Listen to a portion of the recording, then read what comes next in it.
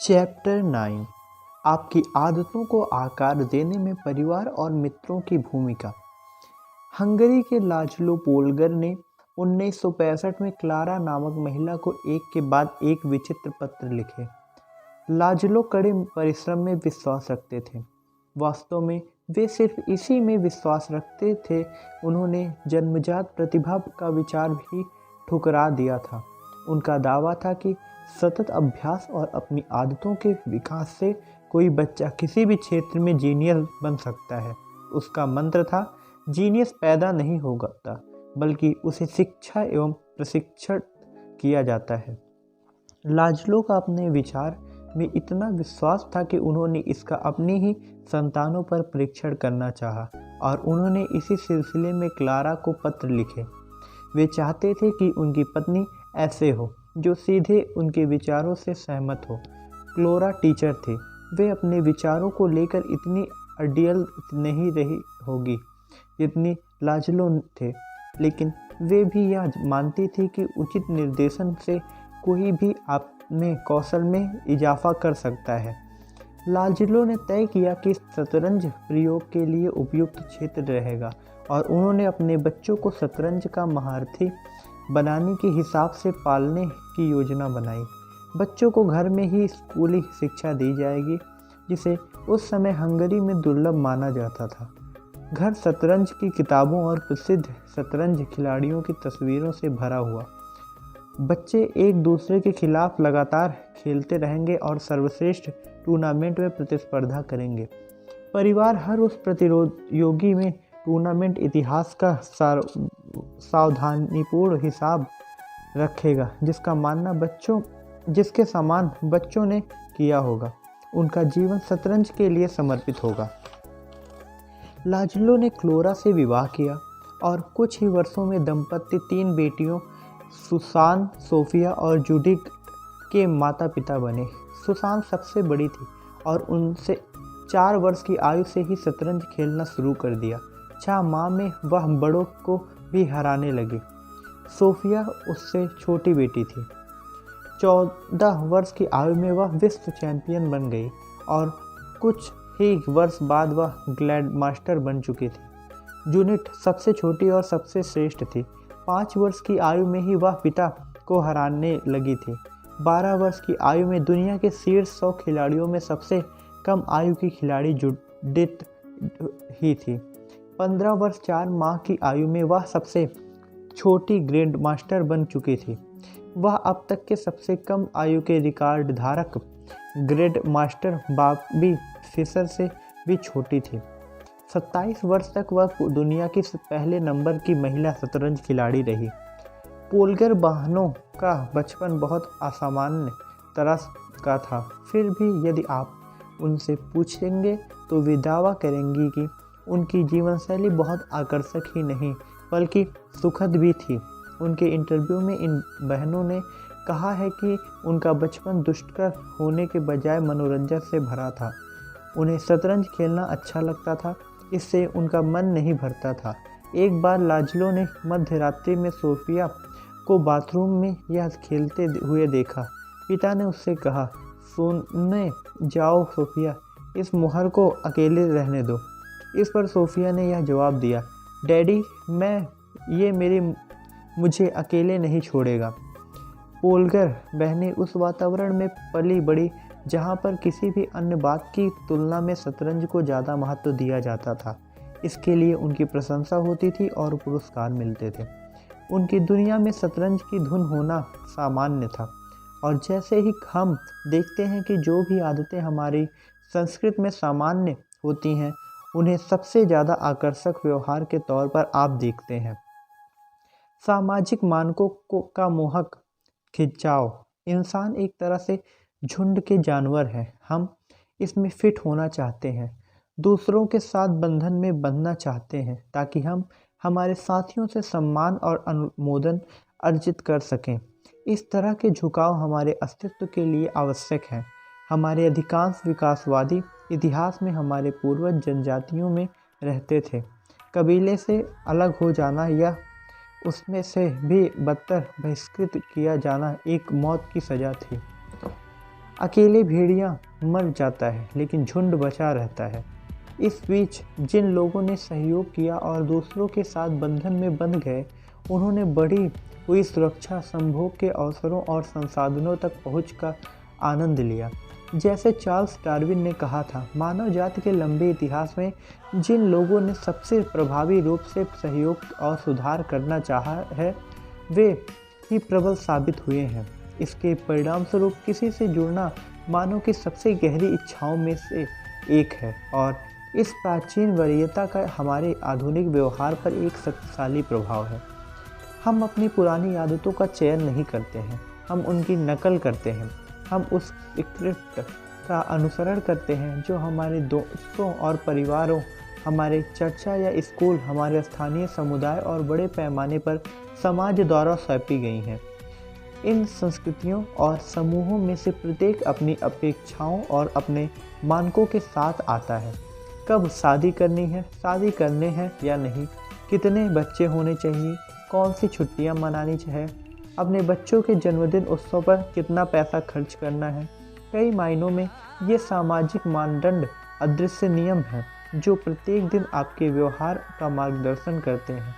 आप हमेशा उन्हें दिमाग में बनाए रखते हैं, भले ही वे आपके दिमाग के शीर्ष पर ना हो। अक्सर आप अपनी संस्कृति की आदतों का बिना सोचे समझे, बिना कोई सवाल किए और कभी कभी याद किए बिना अनुसरण करते हैं। फ्रांसीसी दार्शनिक मिशेल डी मोल्टेन ने लिखा है, समाज में जीवन के रीति रिवाज और प्रार्थनाएं हमें बहाकर ले जाती हैं। ज़्यादातर समय समूह के साथ जाने पर बोझ का एहसास नहीं होता। हर कोई समूह के अनुकूल होना चाहता है। यदि आप ऐसे परिवार में बड़े होते हैं जिसमें आपको शतरंज कौशल के लिए पुरस्कार दिया जाता है, तो आपको शतरंज खेलना बहुत पसंद आने वाला बात होगी। अगर आप ऐसी नौकरी में काम करते हैं जहां हर कोई महंगे सूट पहनता है, तो आप भी दिखावा करना चाहेंगे। यदि आपके मित्र एक मजाक साझा कर रहे हैं या एक नए वाक्यांश का उपयोग कर रहे हैं, तो आप भी यह करना चाहेंगे ताकि वे जान लें कि आपने इसे समझ लिया है। व्यवहार तब आकर्षक होता है जब वे समूह के अनुकूल होने में हमारी मदद करते हैं। हम विशेष रूप से 3 समूहों की आदतों को नकल करते हैं। पहला, करीबी समूह, दूसरा बड़ा समूह, तीसरा ताकतवर समूह। हर समूह आपको अवसर देता है कि आप व्यवहार बदलने के दूसरे नियम का लाभ लें और अपनी आदतों को ज़्यादा आकर्षक बनाएं। करीब समूह, आसपास का हमारे व्यवहार पर अधिक प्रभाव पड़ता है। भौतिक वातावरण के संदर्भ में ऐसा था जैसे कि हमने अध्याय 6 में चर्चा की थी, लेकिन सामाजिक वातावरण में भी यह सही होता है। हम अपने आसपास के लोगों की आदतों को ही ग्रहण करते हैं। जिस प्रकार से हमारे माता पिता चीज़ों को तर्क से संभालते हैं, जिस तरह से आपके साथी एक दूसरे के साथ फ्लर्ट करते हैं, जैसे आपके सहकर्मी परिणाम हासिल करते हैं, आप भी उनका अनुसरण करते हैं। यदि आपके दोस्त सिगरेट पीते हैं, तो आप भी कोशिश करते हैं जब बिस्तर पर जाने से पहले आपकी पत्नी की आदत दरवाजे को 2 बार चेक करने की है, तो आप भी इस आदत को अपनाते हैं। मुझे लगता है कि मैं अक्सर अनुभव किए बिना अपने आसपास के लोगों के व्यवहार की नकल करता हूँ। बातचीत में मैं स्वचालित रूप से दूसरे व्यक्तियों के शरीर की मुद्रा को ग्रहण कर लेता हूँ। कॉलेज में मैं अपने रूममेट्स की तरह बात करने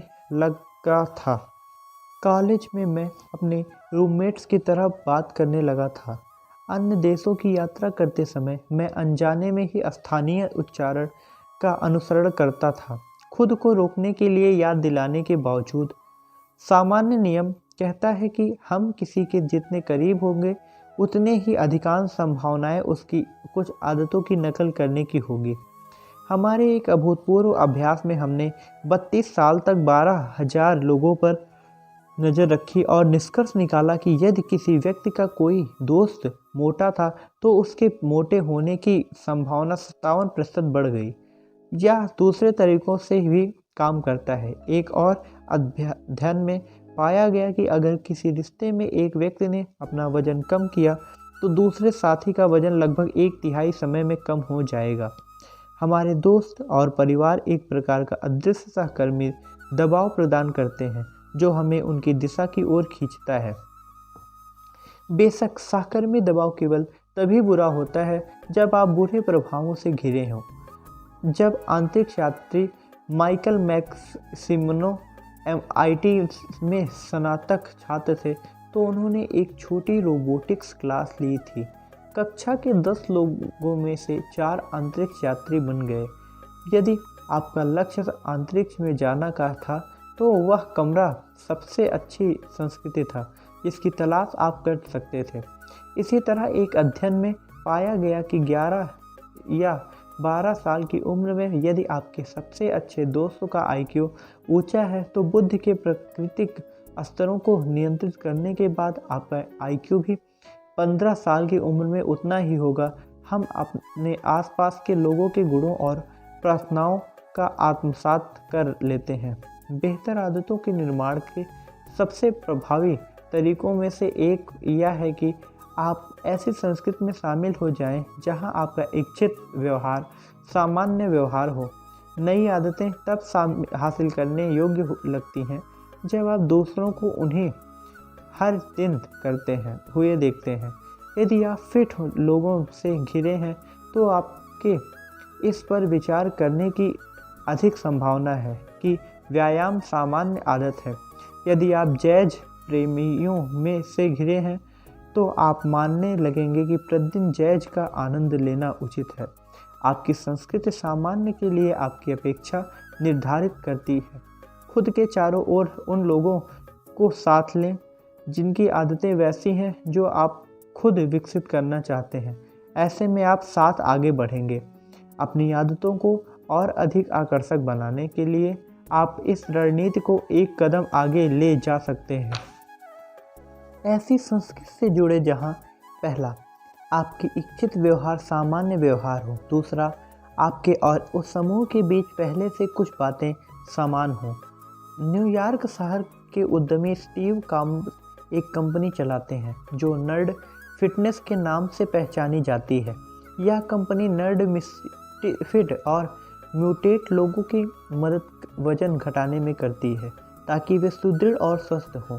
उनके ग्राहकों में वीडियो गेम्स के प्रेमी, फिल्मों के दीवाने और औसत सामान्य आदमी शामिल हैं जो शरीर को सही आकार में करना चाहते हैं। कई लोग जब पहली बार जिम जाते हैं या आहार बदलने की कोशिश करते हैं तो उन्हें अट्टा-पटा लगता है, लेकिन यदि आप पहले से ही समूह के अन्य सदस्यों के समान हैं जैसे स्टार वॉर्स के प्रति पारंपरिक प्रेम, तो बदलाव अधिक आकर्षक हो जाता है क्योंकि यह इस तरह महसूस होता है जिससे आप जैसे लोग पहले से ही करते आ रहे हैं। किसी वर्ग से जुड़ने पर प्रेरणा जितना बरकरार रहती है उतनी कहीं नहीं रहती। यह निजी खोज को समझा खोज में बदला जा देता है। पहले आप स्वयं ही थे। आपकी पहचान एकल थी। आप एक पाठक हैं, आप एक संगीतकार हैं, आप एक एथलीट हैं। जब आप किसी बुक क्लब या बैंड या साइकिलिंग समूह में से जुड़ते हैं तो आपकी पहचान आपके आसपास के लोगों से जुड़ जाती है। विकास और बदलाव अब व्यक्तिगत खोज नहीं है। हम पाठक हैं, हम संगीतकार हैं, हम साइकिलिंग चलाने वाले हैं। साझा पहचान आपकी व्यक्तिगत पहचान को सुदृढ़ करना शुरू करती है। यही कारण है कि किसी लक्ष्य को प्राप्त करने के बाद भी आपकी आदतों को बनाए रखने के लिए समूह का हिस्सा बने रहना महत्वपूर्ण होता है। मित्रता और समुदाय नई पहचान स्थापित करते हैं और व्यवहार के लंबे समय तक चलने में मदद करते हैं। दूसरा, बड़े समूह का अनुसरण करना। 1950 के दशक में मनोवैज्ञानिक सोलोमेन एल ने अनेक प्रयोग किए थे जो अब प्रत्येक वर्ष अखंड अंडर ग्रेजुएट को सिखाया जाता है। हर प्रयोग के शुरू में सब्जेक्ट अजनबियों के समूह के साथ प्रवेश करते थे। उनके लिए अनजान अन्य प्रतिभागी अभिनेता होते थे जो शोधकर्ताओं द्वारा लगाए गए थे। उन्हें कुछ सवालों के जवाब पटकथा के अनुसार देने के निर्देश दिए गए थे। समूह को एक लाइन वाला एक कार्ड दिखाया जाता था और फिर लाइनों की श्रृंखला वाला दूसरा कार्ड। प्रत्येक व्यक्ति को दूसरे कार्ड पर वह लाइन चुनने के लिए कहा जाता था जो पहले कार्ड की लाइन की लंबाई के समान हो। यह एक बहुत ही सरल कार्ड था। यहाँ 2 कार्ड का एक उदाहरण दिया गया है। प्रयोग हमेशा ऐसे शुरू होता था। पहले कुछ आसान परीक्षण होते थे जिनमें सभी सही लाइनें पर सहमति व्यक्त करते थे। कुछ राउंड के बाद प्रतियोगियों को टेस्ट दिखाया जाता था जो कमरे में नेताओं को छोड़कर बिल्कुल पिछले वाले की तरह स्पष्ट होता था। वे जानबूझकर गलत जवाब का चयन करते थे। उदाहरण के लिए वे चित्र 10 में दिखाए गए तुलना के लिए ए जवाब देते थे। हर कोई सहमत होता था कि रेखाएं समान हैं, भले ही वे स्पष्ट रूप से अलग होती हैं। सब्जेक्ट जो छल से अनभिज्ञ होते थे वे तुरंत हंसप्रद रह जाते थे। उनकी आंखें चौड़ी हो जाती थी। वे अपनी आप पर हंस पड़ते थे। वे अन्य प्रतिभागियों की प्रतिक्रियाओं की दोबारा जांच करते थे। उनकी व्यग्रता तब बढ़ जाती थी जब एक के बाद एक दूसरे भी वही गलत प्रक्रियाएं देते थे। जल्द ही सब्जेक्ट्स अपनी आंखों पर शक करना शुरू कर देते थे। आखिरकार वे भी इसका वही जवाब देते थे जो उनका दिल जानता था कि वह गलत है।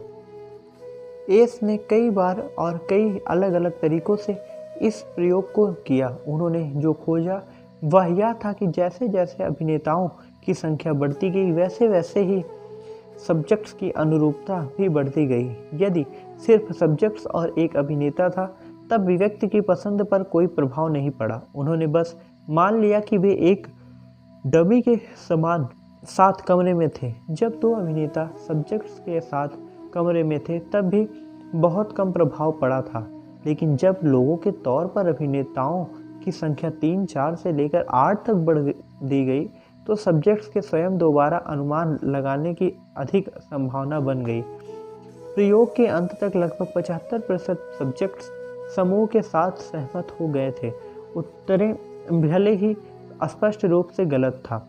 जब भी हम अनिश्चित होते हैं कि कैसे कार्य करना है तब हम हमारे व्यवहार का मार्गदर्शन करने के लिए समूह की ओर देखते हैं। हम लगातार अपने माहौल को स्कैन करते रहते हैं और सोचते रहते हैं शेष सब क्या कर रहे हैं। हम अमेज़न, येल्प या ट्रिप एडवाइज़र पर समीक्षाओं की जांच करते रहते हैं क्योंकि हम खरीदते खाने और यात्रा की सर्वश्रेष्ठ आदतों की नकल करना चाहते हैं। यह आमतौर पर स्मार्ट रणनीति है। संख्या के रूप में इसके साक्ष्य भी हैं, लेकिन इसका नकारात्मक पहलू भी हो सकता है। समूह का सामान्य व्यवहार अक्सर व्यक्ति के इच्छित व्यवहार को खत्म कर देता है। उदाहरण के लिए एक अध्ययन में पाया गया है कि जब एक चिंपैंजी एक झुंड के सदस्य के रूप में नट्स को क्रैक करने का एक प्रभावी तरीका सीख जाता है और फिर एक नए झुंड में स्विच कर जाता है जो कम प्रभावी रणनीति का उपयोग करते हैं, ऐसे में यह चिंपैंजी नट्स को क्रैक करने के बेहतर तरीकों का इस्तेमाल करने से बचेगा ताकि शेष चिंपैंजियों में घुल मिल सके। मनुष्य भी इसके समान ही है। समूह के मानदंडों की अनुपालन करने के लिए जबरदस्ती आंतरिक दबाव होता है। स्वीकार किए जाने का प्रतिफल अक्सर एक तर्क में जितना स्मार्ट लगने या सच्चाई का पता लगाने से ज़्यादा होता है। मानव का दिमाग जानता है कि दूसरों के साथ कैसा रहा जाए। वह दूसरों के साथ ही रहना चाहता है। यह हमारा प्राकृतिक तरीका है। आप इस पर हावी हो सकते हैं, आप समूह को अनदेखा कर सकते हैं या फिर इस बात की चिंता छोड़ सकते हैं कि अन्य लोग क्या सोच रहे होंगे, लेकिन इसमें मेहनत लगती है। जो चलन है उसके खिलाफ जाने में अतिरिक्त प्रयास करना होता है। जब आदतों को बदलने का अर्थ समूह को चुनौती देना होता है तो बदलाव आकर्षणहीन हो सकता है। जब आदतों को बदलने का अर्थ समूह के साथ ढलना है तो बदलाव बेहद आकर्षक होता है। ताकतवर लोगों के समूह का अनुसरण हर स्थान पर मानव शक्ति, प्रतिष्ठा और सामाजिक स्तर को पाना चाहता है। हम अपनी जैकेट्स में कई मेडल लटकाना चाहते हैं। हम अपनी किताबों में अध्याय या पार्टनर दर्ज कराना चाहते हैं। यह प्रवृत्ति व्यर्थ जरूर लग सकती है, लेकिन यह स्मार्ट प्रयास है। ऐतिहासिक रूप से भी देखें तो जिस व्यक्ति के पास अधिक शक्ति और सामाजिक स्तर होता है वह कई संसाधन प्राप्त कर लेता है, जीवित रहने की चिंता कम करना है और आकर्षक साथी साबित होता है। हम ऐसे व्यवहार के प्रति आकर्षित होते हैं जो हमें सम्मान, सहमति, प्रशंसा और सामाजिक स्तर प्रदान करते हैं। हम जिम में ऐसे होना चाहते हैं जिसकी मांसपेशियों में बल हो, या ऐसे संगीतकार होना चाहते हैं जो जटिल से जटिल चीज़ें बजा सके, या ऐसे अभिभावक होना चाहते हैं जिनके बच्चे खूब उपलब्धियां हासिल करें। यही बात हमें भीड़ से अलग करती है। एक बार हम समूह के अनुकूल साबित हो जाएं, तो फिर हम भीड़ से अलग दिखने के तरीके खोजने लगते हैं। यह एक बड़ा कारण है जिससे हम अधिक प्रभावी लोगों की आदतों पर गौर करते हैं। सफल लोगों के व्यवहार का हम अनुपालन करने लगते हैं क्योंकि हमारी भी सफल होने की आकांक्षा रहती है।